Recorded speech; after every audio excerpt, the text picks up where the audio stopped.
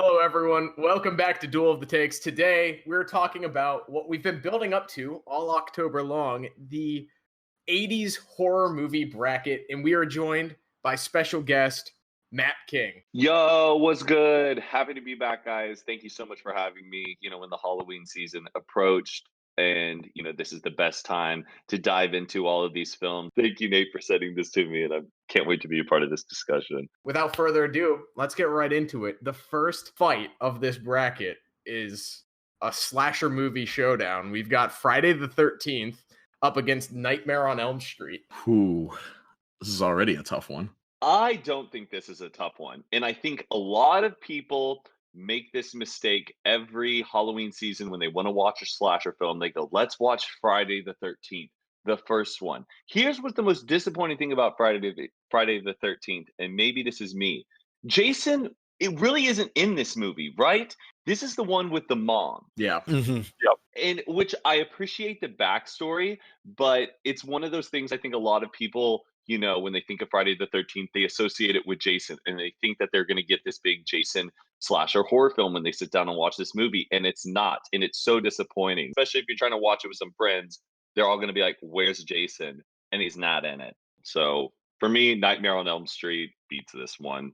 It's up to you guys. I actually agree with Matt completely here. Friday the 13th and A Nightmare on Elm Street, both of them are iconic series, but I feel like only Nightmare on Elm Street can boast that the first movie is actually good. Yeah, I watched Nightmare on Elm Street this morning for the first time. I found myself really enjoying it and being really intrigued of like the lore, I guess you could say, around Freddy Krueger, and I didn't think I would like care. And I don't know if you guys have ever seen the documentary called Nightmare. It's about night terrors and people who have, crazy sleep paralysis, and they experience these certain types of like demons. Multiple people can't come forward, and this has been known, that they see this man with a hat. But this movie, when it came out, everyone was like, "Oh my gosh, I've had this nightmare." And we think sometimes maybe as this man who wears the hat that appears in common night terrors, if that's like something innately within us as humans, that they're, I don't know, some old demon that actually is out there. That's what's so freaky about this movie. Nightmare on Elm Street's taking it. Some cult classics going head to head here. We've got Pumpkinhead up against Killer Clowns from Outer Space. Anyone sitting on a take here? I watched both of these movies, and I really liked Killer Clowns from Outer Space. I thought it was a really fun watch. I picked Pumpkinhead because I watched the trailer and it looks more spookier than Killer Clowns, because Killer Clowns looks like a stoner movie. Anyway, in space, no one can eat ice cream. Killer Clowns from Outer Space. It's crazy. Like, this is something you have to be just stoned out of your mind to buy. But if you think it's pretty good, I'll go with it. If I had to watch one of these, I'm going Killer Clowns from Outer Space every day of the week. Yeah. Yeah, let's go for it. Killer Clowns. We got Gremlins versus Critters. So, Nate, tell us why Critters is better than Gremlins. I wish I could. Gremlins is like really fun because it's like a couple different things all in one. It's like a family movie kind of, but it's also like a monster movie, but it's also a Christmas movie. It's like, yes, I have such a soft spot for Christmas meets horror. I think it's just like just such a really great like juxtaposition between a time where everything's supposed to be very warm and happy, and just terror gets involved. Same thing with Krampus. I love the movie Better Watch Out. And it's my favorite Christmas song. Christmas Baby Please Come Home by Darlene Love. And it's like he's walking through the town, there's snow, and it's happy, and it's Christmas, and just terror is about to come. It's just, I love it. Fun fact, the town is the same town from Back to the Future. Joe Dante used the same set as Robert Zemeckis. They just covered it in snow. Oh, that's like 10 minutes from my house right now. I'll just go. Oh, and you've got Gremlins. You better not. But yeah, shout outs to Critters 3, Leonardo DiCaprio's first movie ever. Wait, Without Critters, we wouldn't have Django Unchained. Leo DiCaprio's in Critters? Critters 3. They live up against another cult classic, The Return of the Living Dead. This was the first movie I watched right when Nate sent the list over to me, and I really enjoyed They Live. Though it was like very kind of like deep and artsy and a lot of like social commentary, I did find it really intriguing. And I didn't realize that meme where I came here to do two things, to kick ass and chew bubble gum, and I'm all out of bubble gum. I'm like, oh, this is where that's from. I actually haven't seen Return of the Living Dead, but I have seen They Live. I do really like They Live. Yeah, Nate is the biggest advocate for Returning of the Living Dead here. Oh, okay. That's who it is. Whoever that guy is, Nate. Nate, are you on here? It's just a guess that we have on here sometimes. Return of the Living Dead, it feels very like kind of Cold War centered, especially with like the twist end. So I think there's definitely some subtext to both, but yeah, They Live is probably a little bit more iconic with like the whole obey thing and putting the sunglasses on and the 7-minute long fight sequence in the alleyway. I have not seen Return of the Living Dead, but based on what Nate was saying about it in the episode where we ranked his top 10 favorite horror movies of all time, how influential Return of the Living Dead was on zombies as a whole and as a subgenre to horror, I feel like can't really be understated here, because as much as I like They Live, it doesn't really feel like a horror movie to me. But to me, like between both of these movies on the 80s horror bracket, I feel like we have to go with Return of the Living Dead here. Jory, good point. You've converted me. I say Return of the Living Dead. They Live is like a Twilight Zone episode, and is it horror? I say Return of the Living. But it is fucking dope. Yeah, it is dope. I respect it. Return of the Living Dead. Moving on. We've got the Lost Boys up against Children of the Corn. I haven't seen The Lost Boys, but Children of the Corn, I really love. Okay, I gotta say, Children of the Corn sucks. Damn. Really? No. Children of the Corn, I always thought was terrifying. It was always the movie that you saw on the shelves at Blockbuster when you were a kid, and you were like, oh my gosh, that looks scary. I bet that's really scary. And the whole time we were like, this is not holding up. I don't know. It doesn't do it for me. I had much higher expectations about Children of the Corn. The Lost Boys is like an 80s classic. Is it horror? Yeah, it gets kind of terrifying. It's like badass. It's almost like The Breakfast Club meets, vampires. If you're like me and have a Gen Xer as a father, he probably loves the Lost Boys. Yeah, I'm with you, Matt. I think the Lost Boys should move on over Children of the Corn. Yeah. The performance of the main kid in Children of the Corn is his performance is just so funny to me. Josh is like Children of the Corn, but ironically. Yes. When he's like tied on like the corn like cross and everything, like there's like it's so like ridiculous. Yeah, when my dad, when he wrote Children of the Corn, like he was like on so much cocaine, and he just like hammered that out like in a day. So I hate to do this to my dad, but yeah, the Lost. All right, Lost Boys it is. Moving on. Up next, we've got the Battle of the Werewolves here. We've got An American Werewolf in London and The Howling. I'm just looking at the poster for American Werewolf in London. I love that the tagline is from the director of Animal House, a different kind of animal.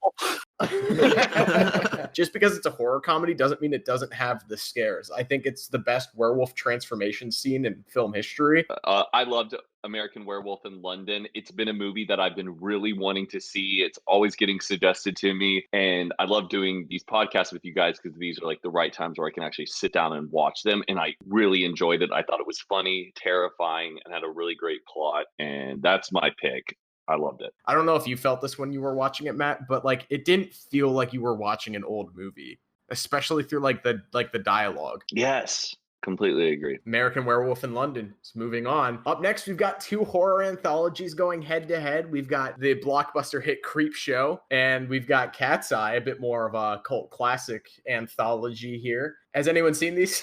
No, I'm not a big fan of anthologies. Is that true, Barrymore? It is. So because Cat's Eye isn't as good as Cats, I'm voting Creep Show. Yeah, also Matt's dad stars in it. Your dad, Stephen King, is in an entire segment. Shout out to Pops.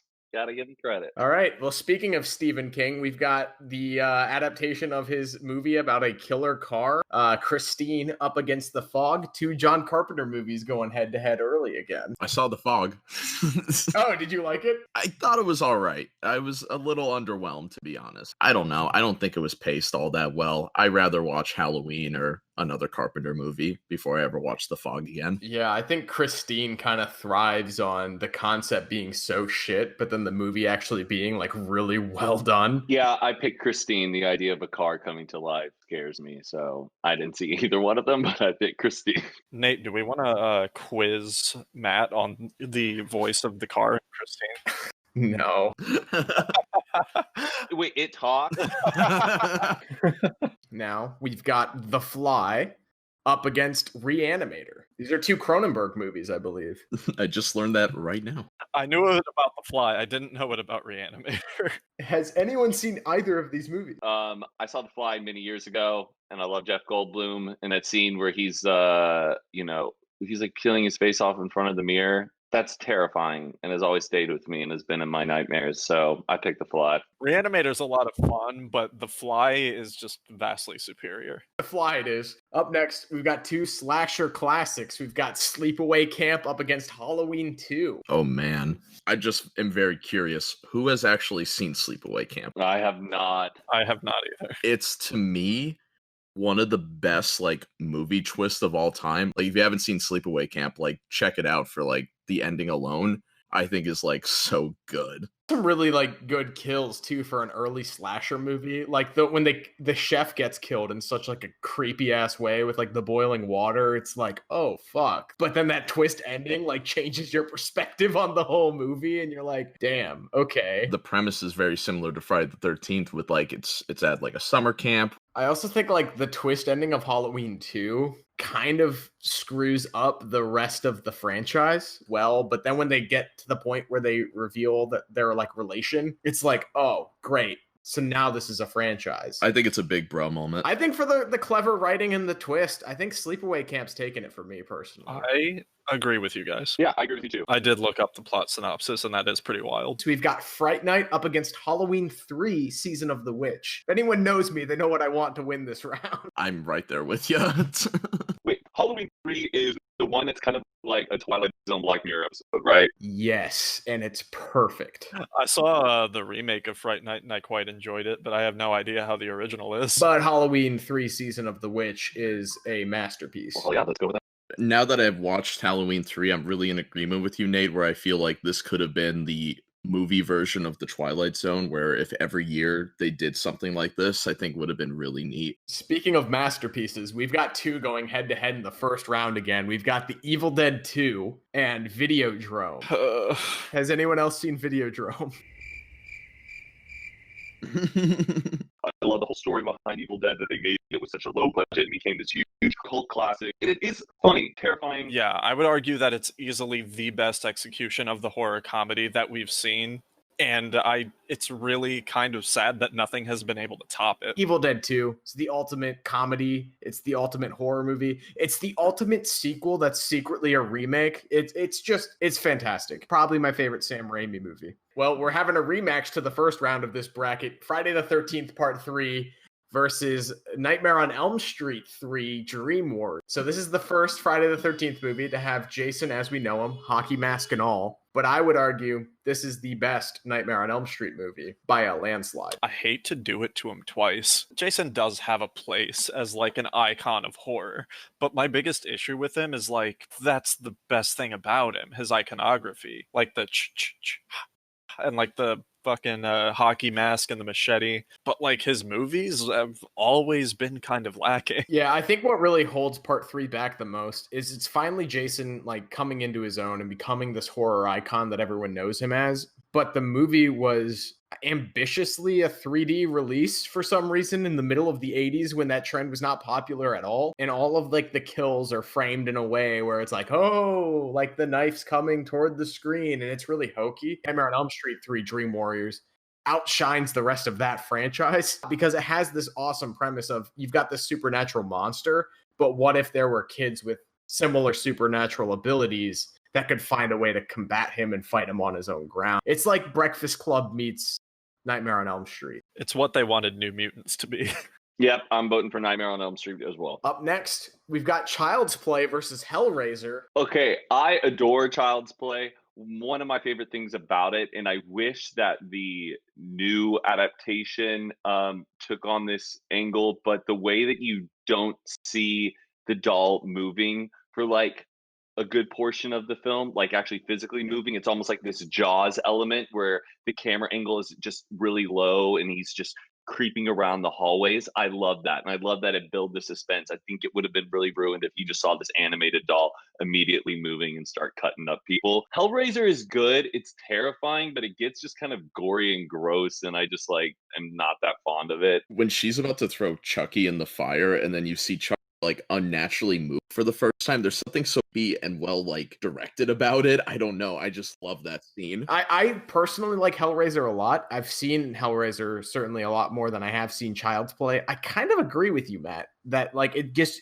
gets like gory and gross. And the things I don't like about it the most is like how overly sexualized everything kind of is, which I get it's trying to be like Lovecraftian, and like, you know, Clive Baker doesn't really hide his inspiration of H.P. Lovecraft at all. Let's advance Child's Play. I'm all for it. Yeah. I agree. Yeah, I'm down with it. Psycho 2, Poltergeist. These last 4 of the first round are insane. Poltergeist will always have a really close place in my heart. Like one of, I don't know if I want to talk about it, but I used to be really close to Steven Spielberg, and this was one of the first movies I got to sit down and like watch with him, and seeing him light up and share all of his thoughts and passion about the movie, and it was the first time I had seen it, and him watching me like react to it. It was really cool to like have that experience, because he wrote, I love Poltergeist. How do I top that? He watched Poltergeist with Steven Spielberg. Okay. Josh, just say that you watched Psycho 2 while murdering somebody in a bathroom. Albert Hitchcock came back from the dead and watched it with me. Who the hell is Albert Hitchcock? I think it was 2 Octobers ago. I think it was like October 2018. I was like, all right, let's give Psycho 2 a shot. And I was in shock how much I love this movie and how much, to me, it is like one of the well-executed sequels to an iconic movie ever. It takes place 22 years after the original Psycho. The performances, like from Anthony Perkins, it felt like no time has passed. Like when I look at Anthony Perkins in Psycho 2, I still see Norman Bates. And they did this like genius thing where they could have tried to make it like a Hitchcock Spence thriller again, but no, they're like, no, we're in the 80s. We're making this a slasher. And I don't want to spoil it, because how they connected things to the original Psycho, I thought was genius. If you even like vaguely like the original Psycho, you're going to be genuinely surprised by Psycho 2 on how good it was. Like, this movie had no reason to be good. I adore this movie, and like the other Psycho sequels maybe didn't do the best, but Psycho 2 was like, whoa, this was actually really well executed. And my biggest problem with Poltergeist is in the second act, they introduce that character that's going to give you the exposition on. And then in the third act, they bring in another character just like that to give you the same explanation over again for some reason, and that really bugged me. So this movie, I don't know if Psycho 2 could move on here, but I just wanted to say, like, Psycho 2 is definitely worth a watch. You know what? This is cool of the takes. You explained that so well. Like, I was like, you got my claps on, like, you argued that so well. You convinced me to watch Psycho 2. You have done your homework. You really appreciate this film. I do. I'll let you have it. Let's move on to the Psycho 2. That was so well said, Dory. I Thank you. That's Josh. Psycho 2 is Josh's Goofy movie. It really is. Thank you. Here we've got John Carpenter's The Thing up against Stanley Kubrick's The Shining. Nate, I hate that you put these two together. Everybody does. It's a mess of a corner. I finally watched The Thing. I've been meaning to see The Thing for a long time, and I finally watched it like a few nights ago, and I really, really enjoyed it. It was everything that I was expecting it to be, but when it's paired up against The Shining, I adore The Shining. The Thing is one of my favorite movies of all time, though, and The Shining is definitely one of my favorite horror movies. But even among like Stanley Kubrick's filmography, I feel like it's not quite my favorite. It's still up there, but like, oh my god, I love The Thing so much. I do too. I'm kind of with you on this one. The Shining might not even be in my top 5 Stanley Kubrick films, which I know is kind of wild to think. We'll find out.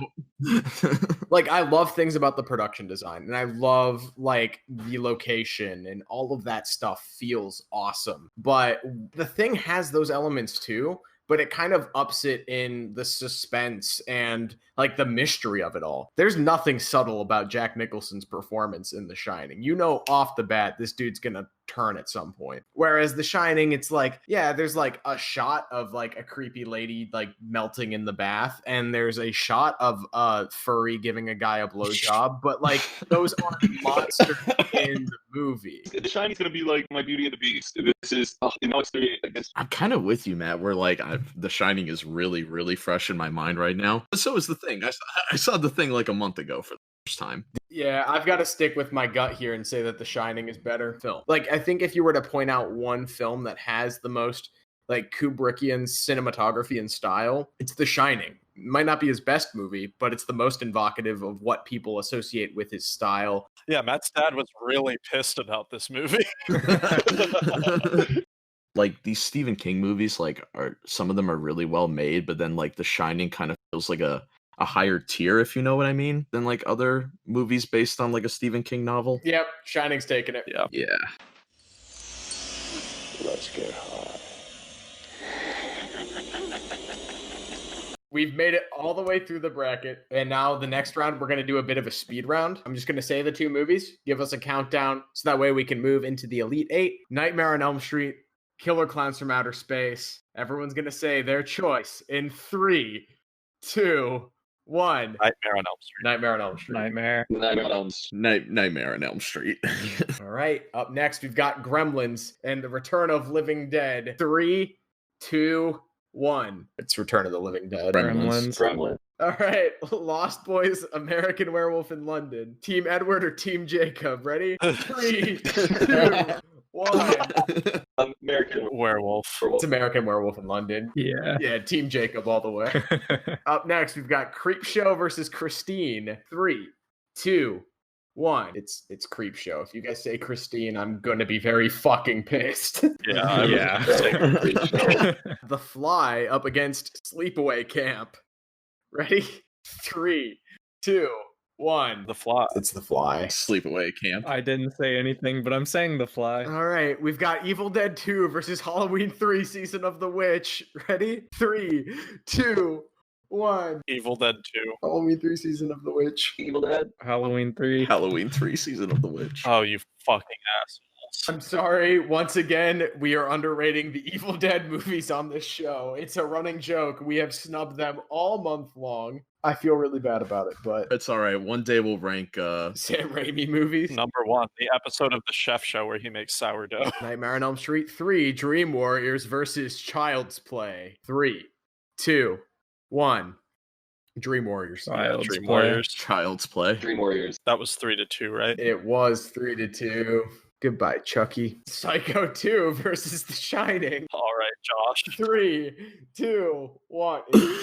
The Shining. The Shining. The Thing. Psycho 2. Beauty and the Beast. Beauty and the Beauty and the Beast, the greatest horror movie of the 80s. So the other day I was like on a run and I found a credit card on the ground and it was to this name. It was Zephyr Siegel, something, this kid's name. And I was like, who is this? I got to find him. I want to return this credit card. And I Googled the name. And I found this article, and it's like some young kid, but his dad played the Beast in the 90s version of Beauty and the Beast. Wow. Whoa. That's crazy. I thought of you guys. I was just like, ah, damn it, Beauty and the Beast just comes back into my life again.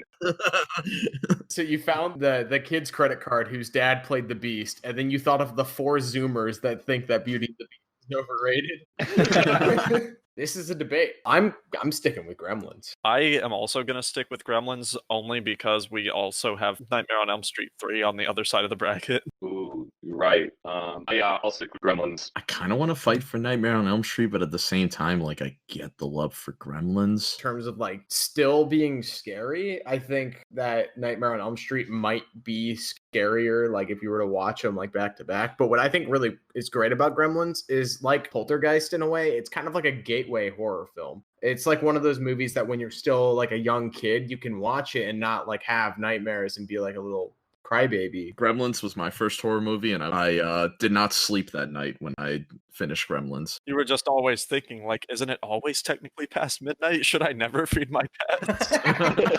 Alden, what's your stance here? Die Hard is not a Christmas movie. Stores. Freddy Krueger, I mean, the first Nightmare on Elm Street gave me a whole different perspective where like, man, I really like how that was all set up. I thought the dream sequence was like well directed and like well shot, like it was suspenseful. I think like I don't really like get scared in horror movies, but I feel like if I showed this to like my sister or like some of my friends, they would legit like there'd be legit like jumps out of it, or they would find stuff really creepy. But that's kind of why I'm going leaning towards Nightmare on Elm Street, because it's the pure 80s horror slasher movie. Yeah, that's a good point. Yeah, I'm leaning towards it now too. Before this episode, I asked some people what their favorite 80s horror movies were, and a lot of people did say Nightmare on Elm Street. You did the Family Feud. Yeah, survey says Nightmare on Elm Street is moving on over Gremlins.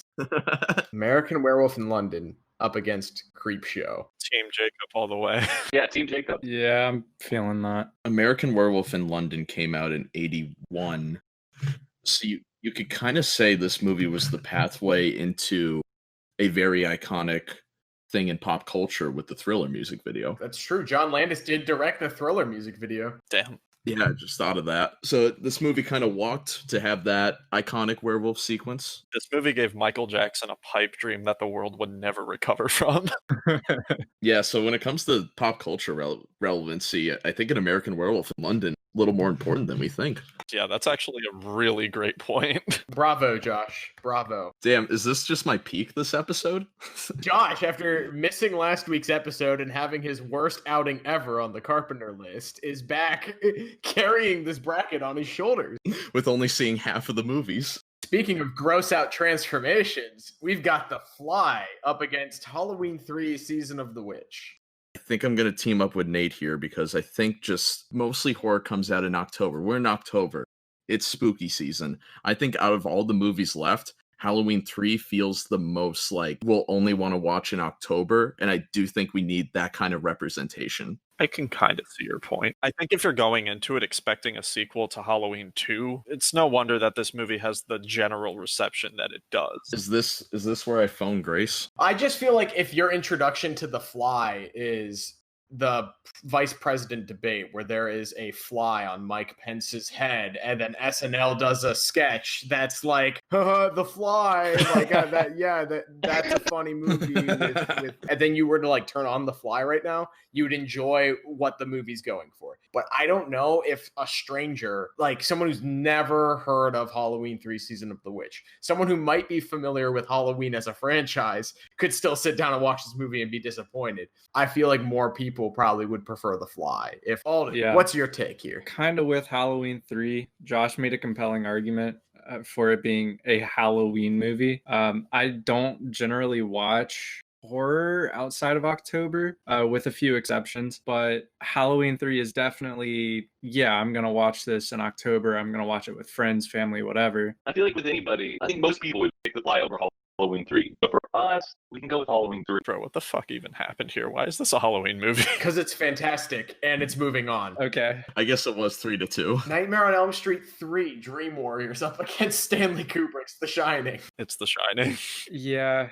Is this even a fight? No. So our final four, the four greatest horror movies of the 1980s, are A Nightmare on Elm Street, An American Werewolf in London, Halloween 3, Season of the Witch, and The Shining. Here we go. I think this is a solid final four. I almost am. What was the one movie you won the pool for? Really wish The Thing didn't match up with The Shining. Yeah, we all do. Well, I don't. Damn it, Nate. We would have had the fight eventually because they both win their quadrants. So why not get it out of the way at the beginning? Because they deserve to go to the end. First fight of the final four is An American Werewolf in London versus A Nightmare on Elm Street. I'm leaning Nightmare on Elm Street here. Yep, I agree. Nightmare on Elm Street. It's going to give you nightmares. And I think it's just the ultimate horror movie if it comes to comparing it against American Werewolf. I mean, I'm Team Freddy on this. I'm Team Freddy. I'm Team Johnny. I think I'm going with Nightmare on Elm Street too. Once again, this is the horror slasher bracket. I feel like Nightmare on Elm Street is the last true 80s slasher horror movie left on this bracket. So I would like to see it go forward. Dope. Nightmare on Elm Street. Moving on to the final round. Up next, we've got Halloween 3 Season of the Witch versus The Shining. I'm more interested in hearing what you guys have to say about this than like my own take. Everything is very surface level in Halloween 3 Season of the Witch. And The Shining is one of those movies you can go back to over and over again and find some other like layered piece of subtext. There's people out there that think that The Shining is a literal masterpiece, a 10 out of 10 movie. And I think anyone who loves Halloween 3 Season of the Witch loves it for its faults as well. Like, in terms of trying to compare these movies, no question The Shining is a better movie. Okay, cool. I thought this was going to get wild. So the final two movies, the greatest 80s horror movies of all time, Nightmare on Elm Street versus The Shining. These were actually the two, when I did the bracket myself, or the final two I had, so I'm really happy that we come down to these two. And I'm still going to pick The Shining over Nightmare on Elm Street, just because it's just Stanley Kubrick. I mean, I just think The Shining is seriously like the masterpiece. Yeah, I agree completely, Matt.